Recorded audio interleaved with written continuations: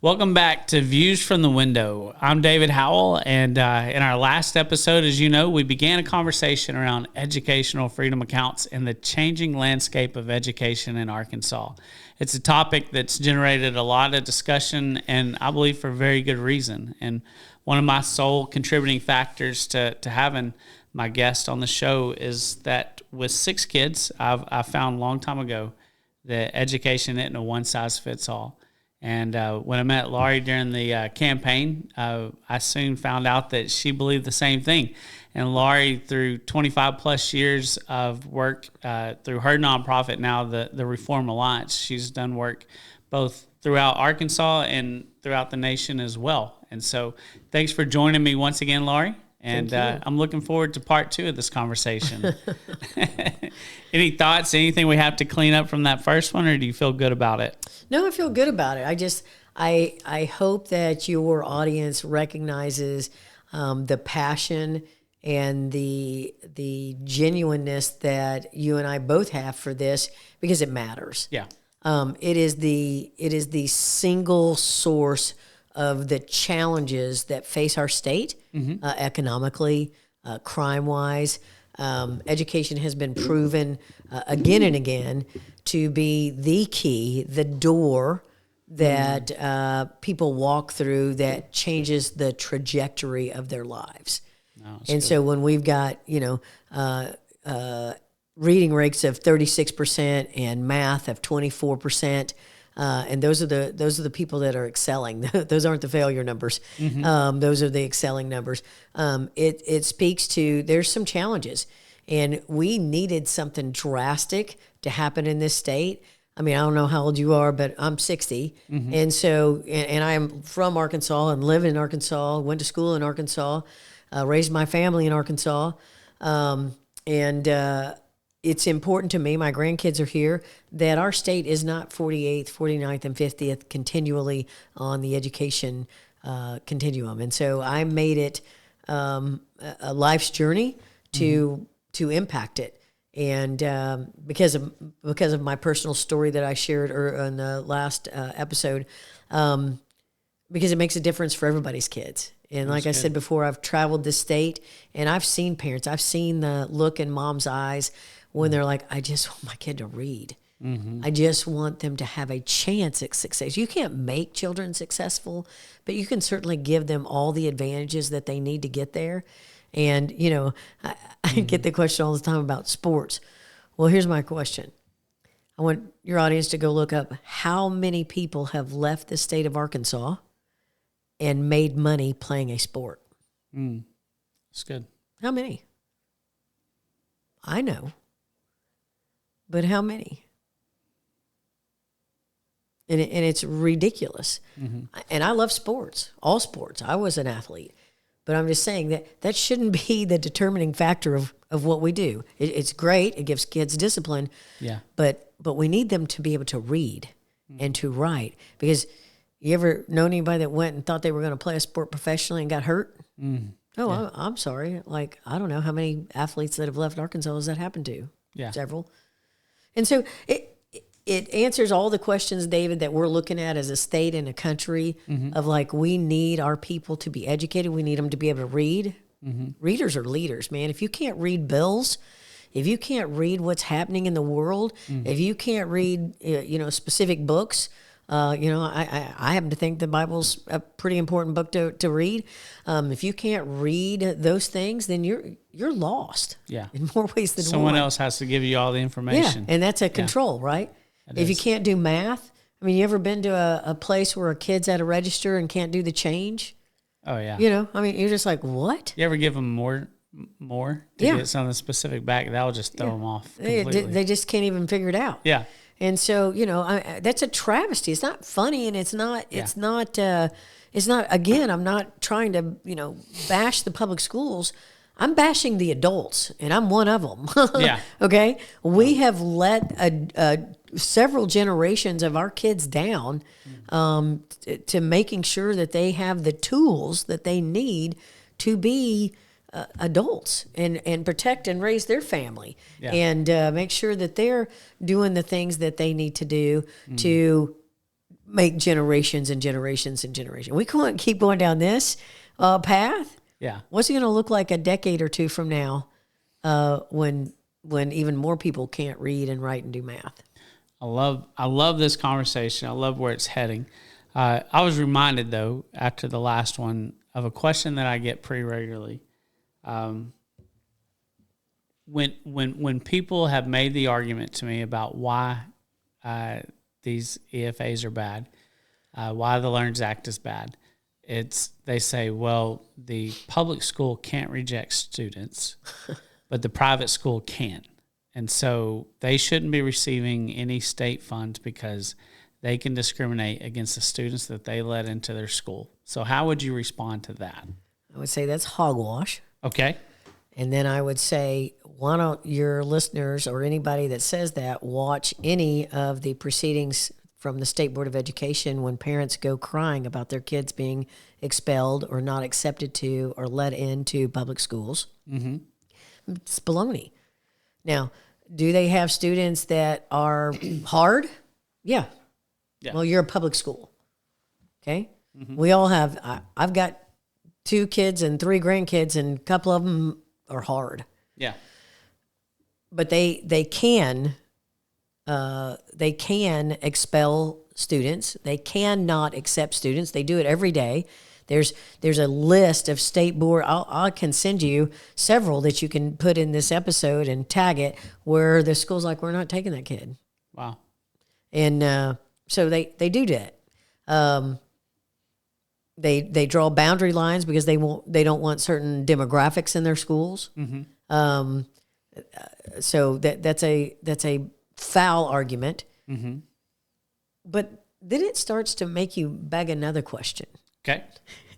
I love it. The question I would ask is, if you're a public school, if you're a school that's supposed to serve the masses, mm-hmm. that's your entire job, that's your mission. Mm-hmm.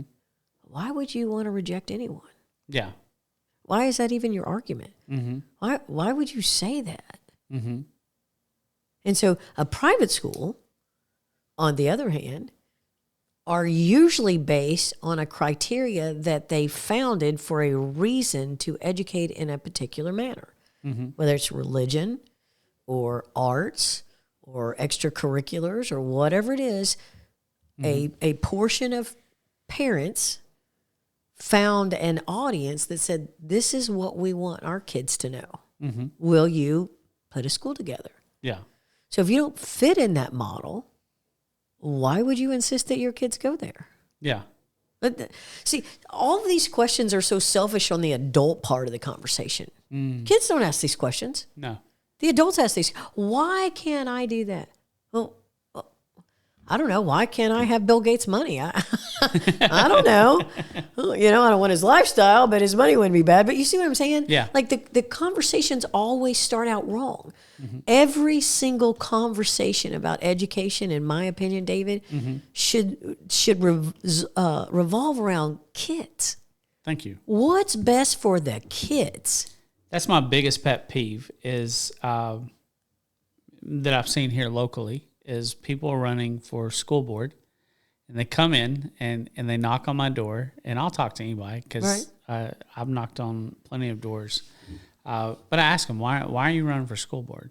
Because people ask me, why did you run for office? And I asked you that. Yeah, you asked me that. And the first response, most times that me and my wife get, that's the biggest turnoff, is when it's something other than the kids. Yeah. If it's and currently. I'm not sure that any of our current school board members have children in the school system. And to me, when you knock on my door and you begin to tell me all the reasons why, and there's always an agenda other than the kids. Now they can go back, they can turn around, oh, we're pro. No. Right. If you tell me you're running because you're not happy with the way the lunch program is. Yeah, or the teachers have been treated, or you have a spouse that works in the school system, and that's why I should elect you. That's the reason why I'm not going to vote for you. Right. 9 times out of 10. Let me tell you something. You can listen to any committee meeting. Yeah. Any meeting that happens with the legislature, mm-hmm. and I want you to count the number of times they're talking about things that help kids. Yeah. Very few. I've been sitting in those meetings for 20 years. Yeah. Now they invoke the children. Yeah. Because it's for the children. Yes. But the policy they're talking about is most definitely always for the adults. Yeah. I'm like, what? Matter of fact, never mind. I won't go down that rabbit trail. We need to do this again because there's so many rabbit trails. That, I love it. That I can go on. No, it's 20-something years of just like banging heads against the wall is just too much. But this policy, I think you mentioned it in the last episode, but this is the largest one probably nationwide. Yes. The largest impact ever. And so I applaud that because it's purely for the kids. Yes. And so but that's another thing because people that reached out to me during the campaign because they would ask, where you stand? And that's why I wanted to have this conversation because this was a conversation that I had and it would show up in my inbox and it was usually from people in education. Now, my grandmother, she was a public school teacher. She taught English and choir for 40 plus years and retired. My aunt, 40 years, and she's still a teacher's aide or whatnot in her retirement. My sister has been a public school teacher and counselor now for 20 years. And my daughter has been one for 2 months. And so congratulations. Thank you. Yes. Thank you, Lord, that she got hired. But this is a conversation that I have with teachers. And so let me ask you this. How has the LEARNS Act, because we are for the kids and we're not anti-public schools. I'm not. Like I just stated, my whole family comes from that long lineage. But how has the LEARNS Act impacted teachers in Arkansas? I'm really glad you asked me that. Yeah. I'm going to tell you that one of the number one supporters of the LEARNS Act were amazing classroom public school teachers. Oh, wow. Now, they're not going to tell you that, and I'm going to tell you why, because they would never articulate it. The number one phone call we get to our office and have for a decade or better since the Succeed Scholarship was public school teachers trying to help parents find solutions for their kids who were struggling in the classroom. That's when you know you got a great teacher. Yeah. When you got a great teacher, that teacher's worried about the kid in the classroom and figuring out how that specific kid succeeds and thrives. Number one phone call we get on a regular basis is from classroom teachers. The LEARNS Act gave every single teacher in the state of Arkansas a minimum of a $2,000 raise annually. I don't know the last time I got a $2,000 raise annually. And I own my own business. So I don't know how that's working. My boss sucks. I'll just tell you right now. And they moved the bar from $36,000 base pay to $50,000 base pay. And the reason they did that was to attract teachers. Now, you'll have some superintendents and some school districts say, well, we can't afford that. Well, see, they're not telling you the whole story. They can't afford it because the state guaranteed that if you were using them, here's what used to happen. Yeah. The state would send, I'm going to get it wrong, but somewhere north of $70,000 to every school district in the state. And that was to pay teachers. For each teacher, $70,000+. That included retirement, salary, and benefits. Okay? $70,000. Well, they were starting teachers off at $36,000. What happened to the rest of that money? Do you know how many teachers made $70,000 in the state of Arkansas? So it was $70,000 per teacher? Per teacher. Okay. So what they did when they did the LEARNS Act and they bumped the pay that said, if you're using the money we're sending you correctly, there was a percentage, we'll cover the difference if you run short. Yeah. Wow. That's something you're not hearing. See, all this misinformation, I just wish my phone number and our organization's phone number would be everywhere so that when you have a question, again, I don't know all of the answers, but I do know where they are and in writing. Yeah. It's not just Laurie Lee says this is true. No, this is what the law says. Okay. So I'm not going to tell you my opinion. When I'm giving an opinion, you're going to know it. Okay. but there are facts that are germane to the conversation that are not being shared with the general public and especially teachers. Yeah. You've got superintendents that are running roughshod over their teachers, telling them things that are completely and totally false intentionally, which is a travesty. Yeah. This is the person you're supposed to lean on to protect you and to shepherd you and to make sure you have accurate information coming from down there in Little Rock so that you can do your job in the classroom and teach our kids. So every teacher got a raise. They got perks. We increased maternity leave. Now I can't remember how long. I think it's 12 weeks. My daughter really gripes about that one because she got 2 weeks. And I'm her boss. And so she's like, my boss stinks. They can get extra college paid for if they come from here, and there's something about they can get their college paid for. They have an opportunity for a $10,000 bonus every year annually for doing their job. Wow. Has anybody in the last, I don't know, how old are you? How long you been? I'm 46, okay. Yeah. In the last, let's see, 16, so 30 years you've probably been working. Anybody ever offered you continually a $10,000 bonus? Me either. No. Just for doing my job, for performing at an exceptional, Yeah. So $10,000 bonus, minimum of $2,000, and then you had teachers that had been teaching longer complain about the money that new teachers were making because they got bumped to 50. And again, it's a mind blower. Why would you have something against a brand new teacher coming in that's going to make a great wage because you've been doing it long? You should celebrate that. Yeah.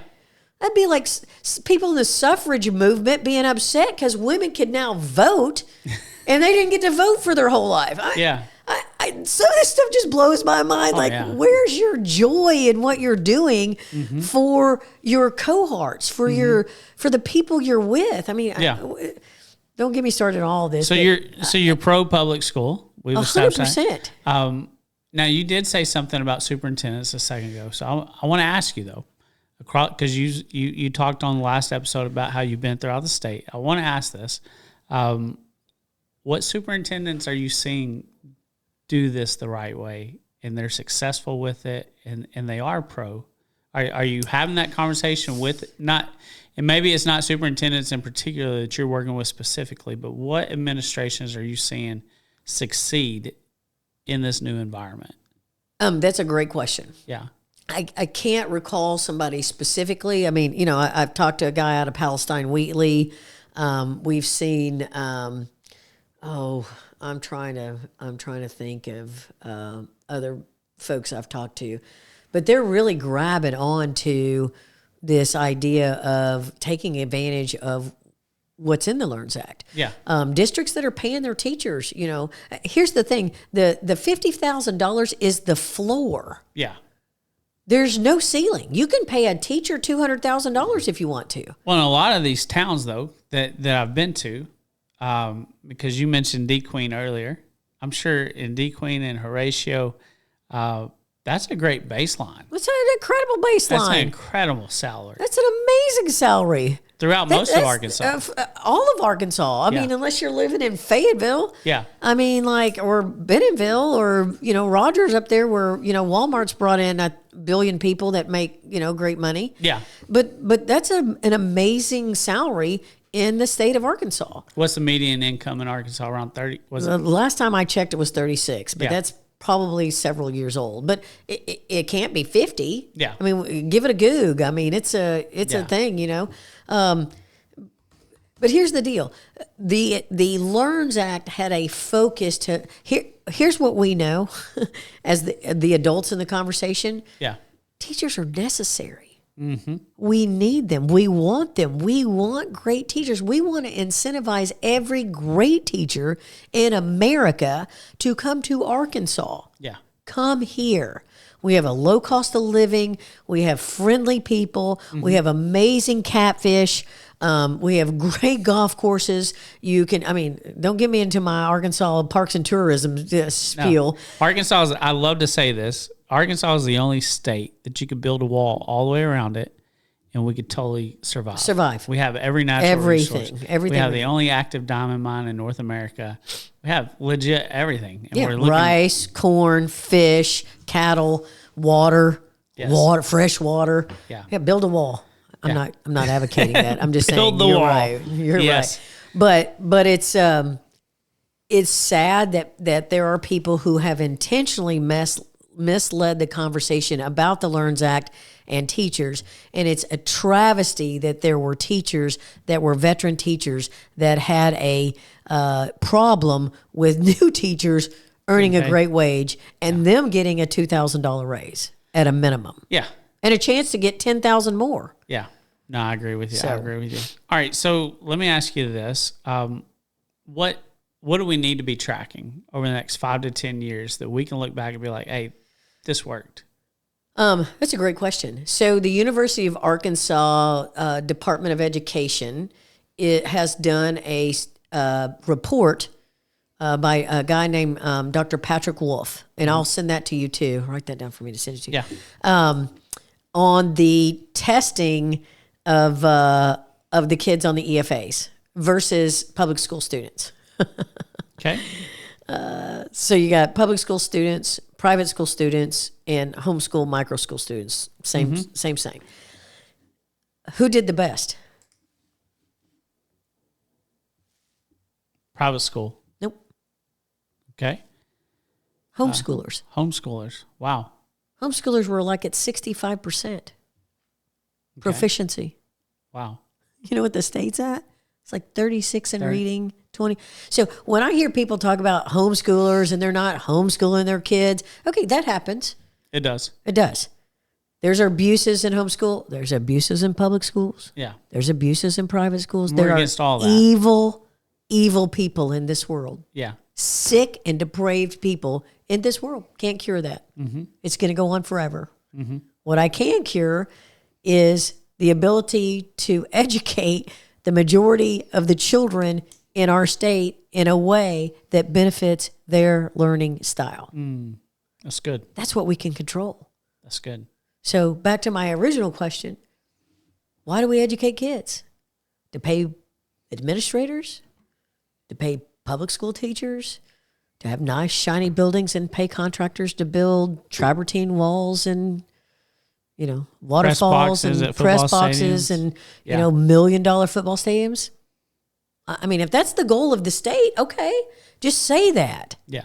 Say that. Let's be honest. Let's have the honest conversation is, what is the goal of education in the state of Arkansas? And if the answer is, we want our kids by the end of 12 years, 13 really, to be able to read, write, do math, get a job, pay their taxes, take care of their family, become valued citizens who care for the next generation. Yeah. Then that's a totally different conversation. What models are working to do that? And I would submit all of them and or a combination of all of them. We have people that are sending their kids, that are homeschooling their kids in a micro school, sending kids to a public school to do a chemistry. You know how hard it would be to have a chemistry lab, a state-of-the-art chemistry lab in your micro school? Oh, yeah. That would be hard. But you know what? If the public schools hear this, hear what I'm saying. You could advertise to your people, to the entire state. There's no boundary restrictions. Yeah. For people to come to your school to learn French, to work in your shop, to use your chemistry lab, to, I don't know, use your, one of the schools we talked to has a 3D printer. They're advertising, come use our 3D printer. Wow. Yeah.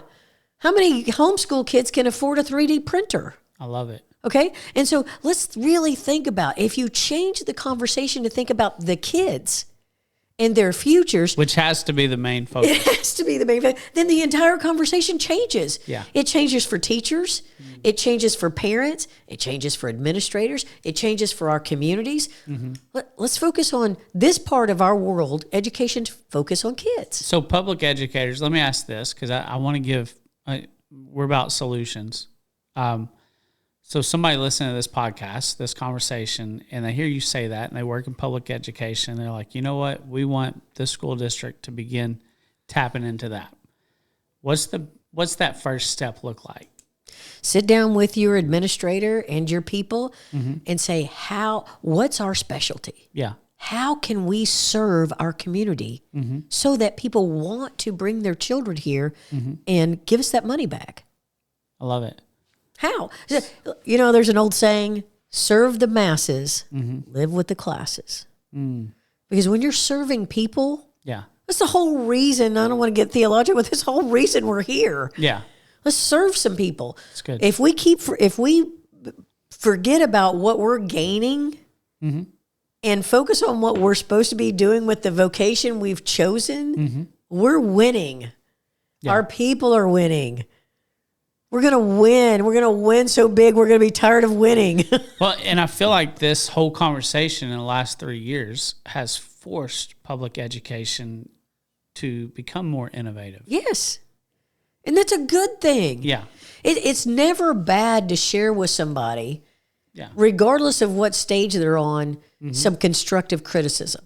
I tell my kids all the time. I was at a dinner last night. I was having a conversation. My oldest daughter was with me. And when we got back in the car, because we worked together, she said, Mom, sometimes you can be too aggressive. Now, I don't know what she was talking about, David.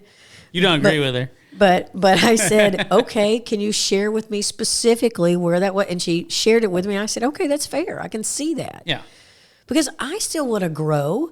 And this person that I gave birth to has a vested interest in making sure that I do better as I do her. And where is that in our community? Where's our vested interest in making sure our people are doing great? And being able to accept that. So when I say things about the public school, about any school, I don't want crappy private schools. Yeah. I don't want crappy micro schools. I don't want crappy homeschoolers. I want all of that to be done. Okay? I can't control that. Yeah. Okay? But what I can control is the ability for good people, people who want to make a difference, to be able to, because that's where their heart is. I love it. So are there, because you're talking about, because I've heard some, and I'm sure you've heard worse, but I've heard some horrible, horrible stories about homeschools, co-ops, kids, you know, that were in that model, even, you know, in a church. And it was horrible. It came out of there, you know, still with issues coming out of that. But what are the guardrails in place that can stop that from happening? Parents are the guardrails. The law, as much when you hear something, say something. I mean, you know, I can give you, for every homeschool story you can share with me, or a private school story, I can find a dozen public school stories here in Arkansas. Oh yeah. So it's not about, the models are not innately corrupt or bad. It's the people are. Yes. Thank you. So get rid of the crappy people. Don't let crappy people teach in your public schools or your private schools or your micro. Vet these people. Yeah. You know what I do? It's not my grandson's in a public school, my oldest grandson, because his dad wants to do that, and I don't have control over that. And so, you know what I do as a grandparent? I volunteer to take that little boy to school every day. And do you know who I see in that line every day? The principal and a teacher. Do you know who I engage with on a daily basis? They know my name at my grandson's school just from the line dropping him off. Yeah. And it's because I want to know who's got purview over this child. Yeah. I love it. I want to know. I go to every parent-teacher conference. I go to, and people are going, man, you're involved. Well, there is a situation. I go to every event, every party. I'm going to sponsor. I'm going to be there as much as I am able because this is my grandson. Yeah. And I want to know. And I want people to know. And I know everybody can't do that, David. I know people have jobs, but I'm just saying we should have a community that does that for people who can't. Yeah. That's where we should serve. Teachers should be watching out for students and other teachers that are bad actors. Let's get rid of these people in every environment. All right, let me ask you this. Why? Because you've obviously, you've answered all the questions so far. Why does school choice, just the term school choice, and when you hear that, why does that generate such intense opposition throughout the state? The teachers union. Okay. Okay. And it's political. Okay. And the teachers union, now I will speak ill of the teachers union. Okay. I'm not going to speak ill of public schools. Yeah. Because there's a lot of great public schools. But the teachers union. Is that a state or is that national? Okay, both. Okay. They're neither one of them have the best interest of teachers and or students at heart. It's all political. Okay. And so if somebody wants to get into that conversation, they can call me and I'll give them the absolute facts. But if you go look up what they put in their things for the next year, what they're going to focus on, very rarely, if ever, has anything to do with students and teachers. Yeah. This has to do with politics. And so the teachers union only has members in public schools. Okay. So every time you lose a teacher to a micro school or a private school, you lose dues. They're a membership-based organization. Is there a requirement to be a part of the union as a teacher? There is not. Okay. There are school districts that are more aggressive about union membership than others. I mean, let's say maybe Little Rock. It's pretty aggressive about that. Here's what I'll tell you is up until about I can't remember the year. Once you joined, you were in it forever. And there was a 2-week window in the summer was the only time you could drop your membership because they auto drafted it from your pay, not from your checking account. Okay. From your pay. Wow. So we passed the law that said, we can't do that no more. You got to take it from their checking account and you got to open up the window and it's opt in, not opt out. So every new teacher before was opted in. They automatically, a new teacher in a public school, you can join the union in most districts. I can't say that was in every district. But now they have to opt in. Can you imagine having an organization that you run that's like, okay, everybody, however many teachers there's 1,300 schools in the state of Arkansas? Yeah. Something like that. And how many teachers? I don't know. And every one of you, as soon as you walk through the door, we're going to sign you up for the union. You're going to pay these dues. And they're going to come right out of your pay. Yeah. And then if you want to opt out, you've got to remember that in June, when you're not working anymore, you got a 2-week window to drop out.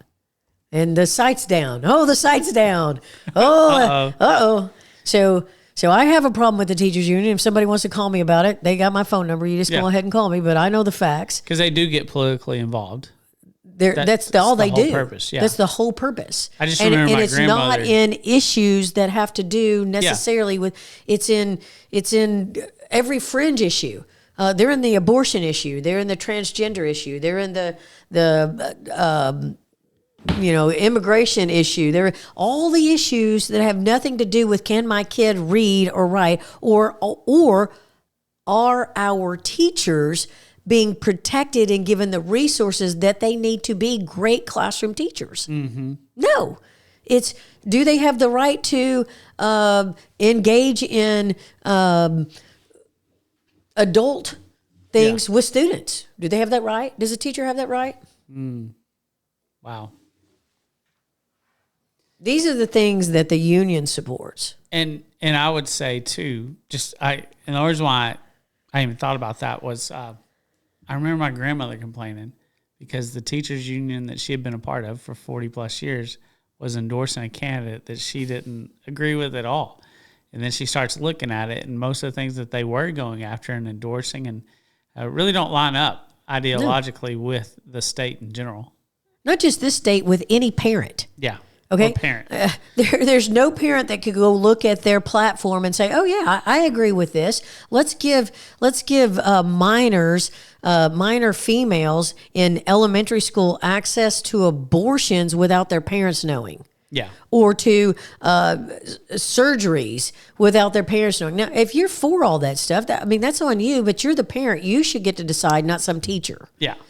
If my kid goes to school as Dave and comes home and wants to be Daisy at school, but I'm never told, what? Yeah. At least give the parents the information so they can make the decision. Yeah. To, absolutely. Yeah. All right. I looked at it just because it was a rabbit trail for me, but executive compensation for Arkansas Teachers Union was about 12 to 13 of their percent of their total expenses. Other salaries and wages was about 31%. So combined compensation and administrative staffing for the state of Arkansas's teacher union was about 43 to 45% of their total spending. And so total expenses, $2.88 million. And so what's that? Just less than $1 million? No. A little over. About 1.2. Yeah. About 1.2 million in staffing. And if you talk to somebody from the AAEA, they'll tell you there's no teachers union in Arkansas anymore. But it's not true. Well, this is Form 990. I know. I'm just telling you what you're going to hear. It's like the superintendent's telling you their schools are going to close because the EFAs. Yeah. It's not true. There's no state in America who's had school choice for decades. I mean, Florida's had school choice programs for 30 years, Indiana for 30 years, Arizona for, you know what they still have? Public schools. Oh, yeah. And you know what their public schools are? Their rankings are higher. You know why? Because the dissatisfied customers were able to leave and the satisfied customers stayed. The public schools should be embracing this. Teachers should be embracing this, saying, thank you. Mm-hmm. Thank you that the kids that are struggling the most, that cannot thrive in my classroom, can go over here and get what they need. And now I can focus on the kids that love it here. So you trace it all back to, well, one of the key points was the unions. Yes. To the biggest. Okay. Politically. It's politically motivated 100%. And it's sad. Okay. Now, next question, just move on because we have something I definitely want to get to. Okay. But before we get into that, let's say a parent's been listening to this conversation and they're like, you know what? I like this. I'm interested in pursuing EFAs because it is for everybody. It's available to everybody through the application process. But what mistakes should families avoid when it comes to using an EFA? Just use it for its intended purposes. We've had people call and say, can I buy a dining room table as a desk? No, you cannot buy a dining room table as a desk. Yeah. Okay, look, you're being given an opportunity to use money that is allocated by the state for education. Don't mess it up by being crazy. Okay? Let's be people, let's have good faith in this usage. The second thing I would say is before you change what you're doing with your kids, whether they're already in a public school, private school, homeschool, I don't care. But if you're going to change something, make sure you do your homework on where you're going before you change your kid. If you're going to decide to homeschool your kid, while you don't have to do that Monday through Friday, 8 to 4, make sure you're going to have the time to teach your kids. Yeah. The worst thing you can do is pull your kid out or start and not really educate your child. Yeah. And there's a ton of places where you can do online homeschool. Abeka is one of them. My kids did that. I don't know if they have it for the lower grades, but I know for sure they have it for high school. So just make sure you have a plan. Yeah. Okay, it doesn't have to be down to a gnat's behind, but make sure you've got a plan in what you're going to do so that your kid doesn't lose out. Yeah. Again, make it about your kid. Don't make it that you're mad at the public school. Yeah. Or that you're mad at the private school, or that you're mad at, make it about your kid and what's best for your kid and where they're going to thrive. That's good. I appreciate your heart so much for the kids first. Let's start with the kids. That's what it should always be. Yeah. So thank you for that. All right. So now getting into what I really wanted to talk to with this conversation. So many people hear school choice and they immediately go to private schools, but something that's in their head. But something that I feel like innovative has come out of this is micro schools, and you kind of went through it in the last episode and you talked about it. But are we beginning to see an emergence of micro schools in the landscape of education in the state of Arkansas? Yes. I think that the micro school concept is the future of education nationally, globally, maybe even. And I'll tell you why. Because we're going back to our roots. And public schools, take advantage now. Start them now. Call me, and we will sit down with the Vice Secretary of Education, Darrell Smith, and we will figure out how to get your public school to do micro schools. I will make it happen. Call me, okay? Parents, if you want to start businesses, here's one of the things. I mean, we talked about churches doing it, which would be natural, right? Because you've got a church, it's already set up with classrooms and the infrastructure for that. But what if you had a business and you've got employees that have kids and they're like, it's not really working for me where they're at now, whatever's going on, and you opened a micro school for a benefit for your employees for your business. Hello. What a great thing to do for your employee. They can eat lunch with their kids. They can check on their kids throughout the day. Do you know how many nervous moms are at work every day? Oh, yeah. How many moms that have to drop and dads? I was never a dad, so I don't know. I'm just speaking as a mom. You drop your kid off at school. Maybe they had a bad morning, and you're like, man, I just want to make sure they're okay. Or they had a great morning. And you're like, dude, I want to come in and see what you did today or whatever. Think about the benefits. Think about the work benefits for your employees if their kids are on site with a competent teacher in a place where they can pop in and say, hey, dude, what's up? Let's have a lunch. Yeah.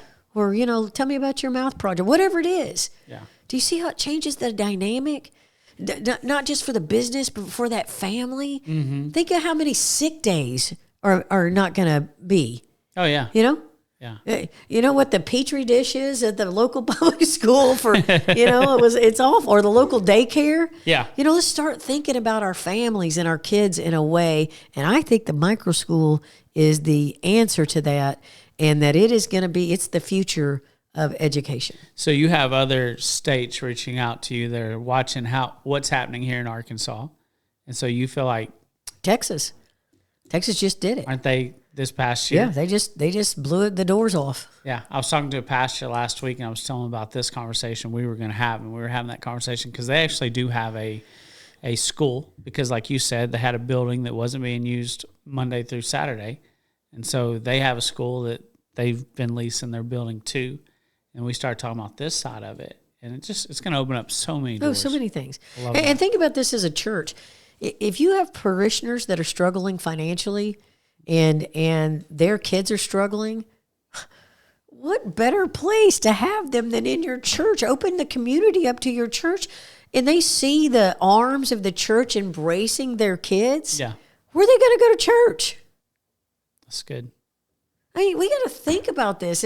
I always think, and I tell my daughters, we got these three, think about the impact of the decisions you're making 10 or 15 years from now and the peripheral people that are involved in that. What are you doing? What's reaching out? What are you impacting? Do you want to just leave a mark or you want to be a marker? No, it's good. What's the number of micro schools right now in your head? 100. Oh, right. That are existing now? Yeah, existing Between probably 125 and 150. Okay. And they don't always report. I don't know every one of them. There could be hundreds. Yeah.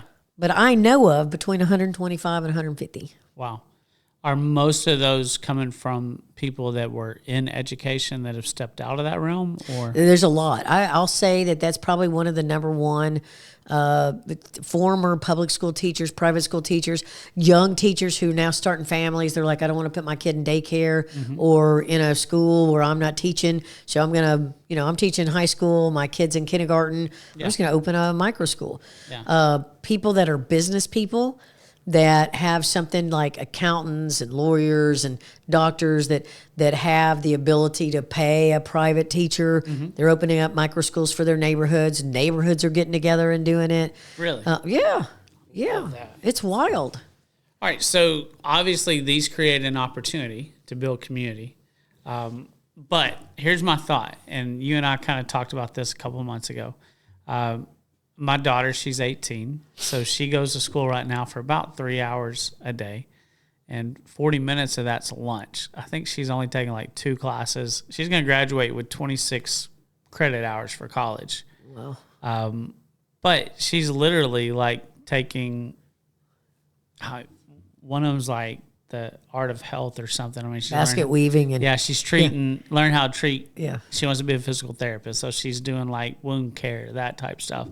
The other one is a broadcasting class. I mean, she's literally, I think one of them is a science, but everything else is. So she's wasting about 3 hours a day for this whole semester. Yeah. I guess her senior year. So in Arkansas, I feel like for years and for decades now, our kids graduate and we're like, all right, good luck. And we try to push them down the higher ed model. For her, luckily, she has that picked out. She knows what she's going to do. But for the kids right now that are attending class for 3 or 4 hours per day, they're going to graduate in May. Maybe college isn't their plan. And but we tell them, hey, good luck, congratulations, you're on to the next. With micro schools, the way I see this is financially, they have an opportunity now for the state, while the state is paying for it, making that investment. Why are we not having micro schools for HVAC or plumbing or trade? I'm going to tell you, there was a school in Pea Ridge, Arkansas. Okay. It was a conversion charter school. And what they did, this was phenomenal. It was called Primba. And they married classes with 4 of the different entities in their city. They had a combine agricultural thing. They had a hospital close by. They had a TV station, and I forget the 4th one. Doesn't matter. And they took kids in 10th grade that expressed an interest in these 4 jobs and said, okay, well, what we're going to do is we're going to give you your core classes, and then in the afternoon you're going to go and you're going to do these jobs. And they had kids in Pea Ridge, Arkansas. It's this big. Oh yeah. They had kids graduate. It was plumbing and electrical. Come on. They had kids graduating that were making $80,000 a year, graduating high school, walking into being a journeyman when you do your apprenticeship, and then you're a journeyman, and then because they had a forethought of, hey, we don't want our kids to leave Pea Ridge. We want to give them the skills, to your point, they're not going to go to college. These kids didn't want to go to college. And nothing's wrong with that. And I didn't go to college. Yeah. Okay. My daughter didn't go to college, and we're going to eat this winter. Oh, yeah. Okay. I was a political science degree, but I'm still not using my degree. Who does? I've got a couple of nieces. One has like a doctorate in history. Yeah. Okay. Well, and she's not a teacher. Okay. Yeah. So what are you doing with that? And I'm not down on education. I love education. I mean, I love it. I'm a voracious reader. Yeah. My daughter and I have a joke where I'm the nonfiction reader and she's the fiction reader, because I don't want to read for pleasure. I want to read for knowledge. I want to know something when I'm done. Anyway, Primba did great things. And, I mean, that's been years ago. We did a whole video series where we followed kids. This was in 2015, 16, 17. Followed kids from their journey through. They would walk into jobs at the local hospitals. They walked into a job at the radio or the TV station. They were working on a lathe and a machine shop. Yeah. Walked into a job and then stayed right there in Pea Ridge, earning a good living, helping local businesses. If you've got an idea, man, you let me know, and we'll. So you just need a building. So if I had a building and I had someone in HVAC or plumbing, whatever it may be, how hard is it? How expensive is it for me to say, hey, Laurie, I want to set this up, and I have, let's say I found five to 10 kids in the River Valley that were like, you know what, we know we're not going to do this. My nephew, he's 22. But at 18, he was like, I don't want to go to college. I'm like, what do you want to do? And he's like, I want to hunt and fish. I was like, okay, well, unless you're really good, you're not going to get paid to do that. Or if you don't really want a house and you want to live in a tent. And those are really expensive to duck hunt. So he said, well, I enjoy working on instruments. And so he went and got an E&I degree down in Minden, a little 2-year institution. But if he could have gotten that equipping and graduated and walked into that. And now he's making great money. We can partner with Russellville Public School to do that. We can do whatever. Here. Imagine it. Yeah. If it's legal, you can do it. If it's legal and moral, I'll help you do it.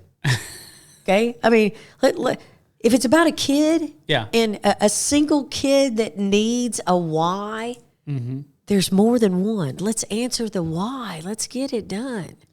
Now, how is public school going to be able? Because you said of a public school, so sure. And you've talked about that, but let's partner. I mean, listen. Here's what I know about this Department of Education. If it's about a kid, we're going to figure out a way to get it done. I like it. Okay. So, I mean, let's do it. Do they even have shop in schools anymore? Yeah. When I was a kid, we had. Don't get mad at me. I'm just telling you how it was. The girls went to home ec, and the boys went to shop. Now, at that time, I mean, it's funny now because I love to cook and I love to be at home and I love to be in my kitchen. But when I was 16, I was like, no, this is crap. I don't want to. I want to go over here. I want to make. I wanted to weld, but I was in band, so I couldn't ever take welding. Well, I was in athletics, so they're like, well, you can't do this. Comes here, and so anyway. But do we do that anymore? Yeah, I do know this. I know, like here in Russellville, for instance, we have a phenomenal VOTEC department. I love it. That's partnering with Arkansas Tech. But I mean, for me, let's do that. Let's partner with the colleges. You know how many 2-year colleges we have around this state? Yeah, gads. Yeah. Let's if you can imagine it. We can get some variation of that done. I'll just almost guarantee with the funding because so if close it's K-12, to here. If it's K-12, yes, we can get EFAs so kids can use EFAs to advance their education. I love it. Okay, so let's make things happen. And that's the point of all of this. Yes, it's the kids. Yes, that's what I love about your heart. Yes. What did I miss? So what's your takeaway from this conversation? Because obviously this is something you're passionate about and you're talking about daily. Every day. Here's what I want the takeaway to be. When you hear something, just ask for the real answer. I've been on, since I started this political thing 20-something years ago, my whole thing is don't be spoon-fed information. Yeah. Okay. There are people that you trust that give you information that's inaccurate and maybe not on purpose because they heard it from somebody they thought they could trust. Okay?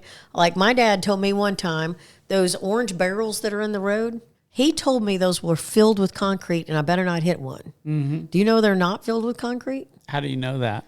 Because I hit one. But I think there's so much misinformation. Yeah. Okay? Our website is thereformalliance.org. That'll be in the description. Okay? If you have a question, I've given my cell phone number out, okay? I'd prefer you text me than call me because I'm usually doing something where I can't talk on the phone. Yeah. But if you text me a legitimate question or you send an email to that email address that's on that website, I will get you an answer. I don't know all the answers. Yeah. I just know where to find them. Like the financial pieces and the teacher pieces and the student numbers. I'm not going to keep all that up here. I know a lot of it just by default. Yeah. But I will, if you want to invent something for kids that's good for kids, I will personally help you do it. I love it. I love it. I mean, that's my heart. When we look at this, I believe that poverty in our state, it's cyclical, and there's a poverty mentality that exists in the state. And so for me, when I'm looking at this, what are we doing to equip the next generation? Yeah. So that's the heart behind all of it. And I'm going to do it for free. There you go. I'm not going to charge you a dime. I love it. That's always the question I get, like, how much do you charge for that? I don't charge anything. Yeah. I don't charge a dime. We are privately funded. And so our mission is to improve education in Arkansas. That's our mission. That's awesome. And to help implement the LEARNS Act, specifically through the EFAs, and get things done. So if you've got a desire or a vision or a thought, and it's ethical and moral and legal, let's sit down. I'll drive to you. Yeah. I will come to you anywhere in the state of Arkansas and sit down and have the discussion about where to go next. Well, that's awesome. But don't believe everything you hear. Check it out. Well, I would say this. You can see your heart behind this. And hopefully the people listening to or watching the podcast can see your passion behind it and why I was drawn to you in the conversation, because I think good things are going to come from this. The resources are out there. And as we said, education impacts every family, every community. And I believe that discussions like this move us beyond the headlines to really understand the opportunities and challenges in front of us. So thank you for all of your work. Thank you for joining me on this, and thanks for everything that you're doing to bring, I guess, to bring attention to the opportunities, the resources available to the people out there. So, Laurie, thanks for joining us. Thanks for having me. It's been a pleasure. And everyone listening, thanks for being a part of the conversation. Until next time, I just want to encourage you, keep looking out the window and asking the Lord, what's the change that you can be for today? So thank you very much, and y'all have a blessed day.